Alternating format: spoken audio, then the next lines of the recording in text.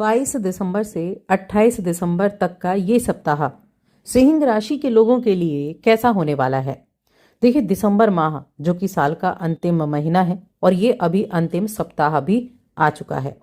इस सप्ताह में किसी बड़े ग्रह का राशि परिवर्तन नहीं है, लेकिन हाँ, योग कई बनने वाले हैं, जिसकी वजह से सिंह राशि के जातकों के लिए ये अंतिम इस वर्ष के दिन कैसे होंगे।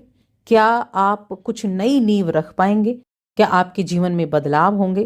किन चीजों से आपको लाभ होगा और किन चीजों में आपको सावधानी रखनी होगी? चलिए इसके बारे में विस्तार से जानते हैं। जय माता दी दोस्तों, आप सभी का स्वागत है हमारे YouTube चैनल में। मैं बात कर रही हूँ 22 दिसंबर से 28 दिसंबर तक के साप्ताहिक राशिफल के बारे में। चंद्रमा की स्थिति की अगर हम बात करें तो चंद्रमा मकर राशि से गोचर करेंगे।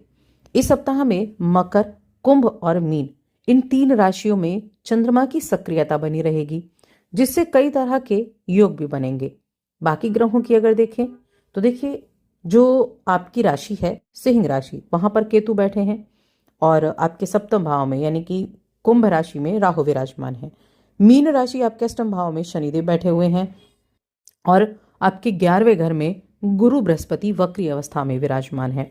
वहीं वृश्चिक राशि में बुध और शुक्र हैं और धनु राशि में आपकी राशि के स्वामी सूर्य और मंगल की युति है।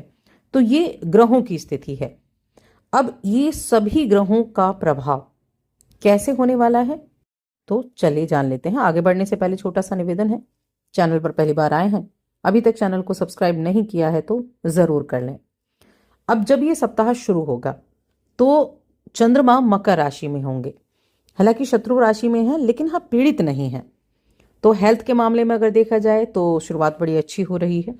मैं कहूँगी सामान्य से काफ़ी बेहतर आपकी हेल्थ रहेगी और जब हेल्थ अच्छी है तो सारी चीज़ों का आनंद आप ले सकते हैं, अपने काम को बेहतर तरीके से कर सकते हैं, अपने जो निजी जीवन है उसमें भी अच्छी स्थितियाँ बनी रह सकती हैं। कोई भी अगर पुरानी समस्या चल रही थी, कोई भी हेल्थ इश्यू वगैरह थे, तो उस से भी आपको राहत मिलने वाली है। यानी ये टाइम आपको उनसे भी राहत दिलाने का काम करेगा। शनि की अगर बात की जाए तो देखिए, शनि आपके अष्टम भाव में है, जिससे शनि की ढैया आपके ऊपर चल रही है। लेकिन इसके अलावा आप शनि की इस स्थिति के द्वारा ही इस दौरान कई अलग तरह के अनुभव कर पाएंगे, कई रणनीति और कई योजनाओं का निर्माण करते हुए भी दिखाई देंगे। कुछ चीजें अचानक से बदलती हैं और यही होगा, कुछ चीजें अचानक से माइंड में आएंगी और आप उन पर अमल भी करेंगे। लेकिन आपको कार्य समझदारी से करने हैं, होशियारी से करने हैं। कोई भी अगर आप अपना पैसा लगाने वाले हैं, धन आप किसी काम में लगाने वाले हैं, तो बहुत समझदारी से आपको ये करना होगा। अब यहाँ अपने किसी काम को करने के लिए अगर आपने कुछ लोगों को वक्त दिया हुआ है कि इतने वक्त में आप कर देंगे, तो मैं कहूँगी उन चीज़ों पर सबसे पहले आपको अमल करना है।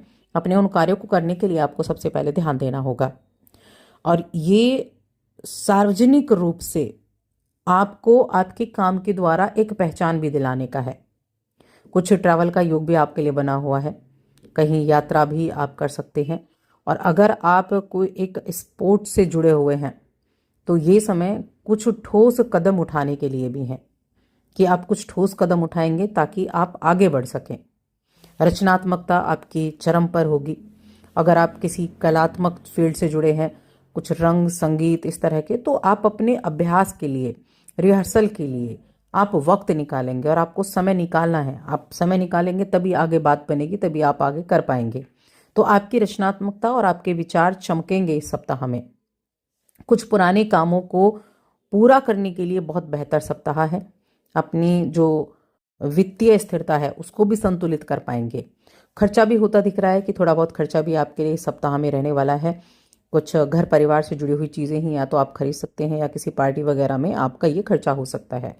तो जल्दबाजी में खर्च से दूर रहना है, सोच समझ कर खर्च करना है, ये भी ध्यान रखना है। धन के मामले में कुछ अच्छे प्रस्ताव आपको दिखेंगे, कुछ अच्छे विकल्प आपको दिखेंगे, जिनको आपको ठीक से देखकर उन पर काम करना होगा। और जो सिंह राशि के जातक हैं, देखिए, बहुत होशियारी से आप काम करते हैं, बहुत होशियारी से आप निवेश भी करते हैं और इस बात का एहसास आपको होता है। परिवार के लोग कुछ चीज़ों से नाखुश रह सकते हैं, हो सकता है आपने कहीं पैसे लगाए, उससे नाखुश हो सकते हैं। तो इसको लेकर आप बहुत ज़्यादा टेंशन लेने की बजाय अपने आप पर आपको ध्यान देना है कि आप जब कार्यों को करें तो अपने परिवार को साथ लेकर चलें। और देखिए, किसी भी बात के लिए खुद को कोसें नहीं। खुद को कोसने से बेहतर है कि आप अपने लिए कुछ वक्त निकालें, स्थितियों को थोड़ा सुधारें, कुछ अपने अंदरूनी खूबियों को भी पहचानें। तो ये भी आप ध्यान रखेंगे। स्टूडेंट्स की बात करते हैं तो स्टूडेंट्स के लिए ये जो सप्ताह है ये अच्छा रहने वाला है। आपके जो अपना फोकस है वो अपना फोकस आप अपनी पढ़ाई पर बढ़ा पाएंगे, लेकिन व्यर्थ की चिंताएं भी रह सकती हैं। इन व्यर्थ की चिंताओं को दूर करना है, थोड़ा मेडिटेशन वगैरह भी आपको करना होगा। देखिए, कई बार होता है व्यक्ति अपने आप को सर्वोपरि समझने लगता है। वो सोचता है मैं किसी की मदद नहीं लूँगा और मुझे किसी की ज़रूरत नहीं है। तो ये क्या करते हैं, इसका खामियाजा आपको बाद में असफलता के रूप में भुगतना पड़ता है। तो ये आपको नहीं करना है। जब भी आपको मदद की आवश्यकता है मदद लें, अपने आप को सर्वोपरि ना समझें। कुछ चीज़ें हैं जो आप समझते हैं कि हाँ मुझे सब कुछ आता है, लेकिन आपको जब भी आवश्यकता हो मदद लें, दूसरे व्यक्तियों की राय मशवरा लें और तब आप कार्य पर आगे बढ़ें। ऐसा करना ऐसा नहीं आप जो हैं यानी आपकी जो क्वालिटी है उनको नीचे लेकर जाता है, नहीं, ये आपकी कार्य क्षमता को और अधिक बढ़ाता है। आपको कुछ भी करने से पहले चीज़ों में आपको परिपक्व बनाता है। तो इन चीज़ों का ध्यान रखना है आपको। अब रिश्तों की बात करें, प्रेम जीवन हो गया, वैवाहिक जीवन हो गया, तो ये सप्ताह आप भावनात्मक रूप से काफ़ी गहराई महसूस कर पाएंगे और प्रेम जीवन के मामले में अच्छा समय भी रहेगा। बातचीत करके अपने रिश्तों को अच्छा कर पाएंगे, गहरा कर पाएंगे, एक दूसरे के ऊपर विश्वास बना पाएंगे। वहीं जब हम वैवाहिक जीवन की बात करते हैं तो सिंह राशि के जातकों के लिए देखिए, जो चंद्रमा की स्थिति है, चंद्रमा की स्थिति छठे भाव में, सातवें भाव में और आठवें भाव में है। छठा, सातवां और आठवां। अब देखिए, छठे भाव में शुरुआती 2 दिन आपके लिए अच्छे हैं वैवाहिक जीवन के लिए। उसके बाद जो चंद्रमा है वो सप्तम में आ जाएंगे, राहु के साथ युति करेंगे। तो थोड़ा सा ईगो पर ध्यान रखें, थोड़ा बातों को करते समय संयम बनाकर रखें, उग्र आवाज में बात ना करें। ये आपको सावधानी रखनी है वैवाहिक जीवन में। और पार्टनरशिप में जो काम करते हैं उनको भी मध्य सप्ताह में थोड़ा ध्यान रखना है। उसके बाद शनि के साथ चंद्रमा युति करेंगे, अष्टम में आ जाएंगे सप्ताह के अंत में।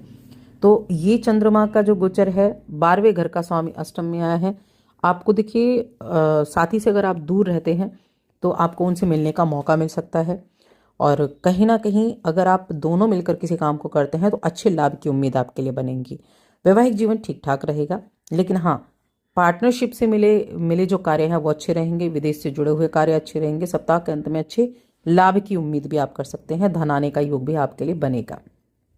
अब उपाय क्या करने हैं, तो उपाय के तौर पर ओम भास्कराय नमः मंत्र का जप करें, रेगुलर करें, एक माला जप करें, सूर्यदेव को अर्घ्य भी दें क्योंकि मलमास चल रहा है और इस दौरान सूर्य की उपासना करना, शनि की उपासना करना सर्वश्रेष्ठ है। कंबल वगैरह दान करें, अपनी इच्छा अनुसार, अपने सामर्थ्य अनुसार कंबल आप दान कर सकते हैं।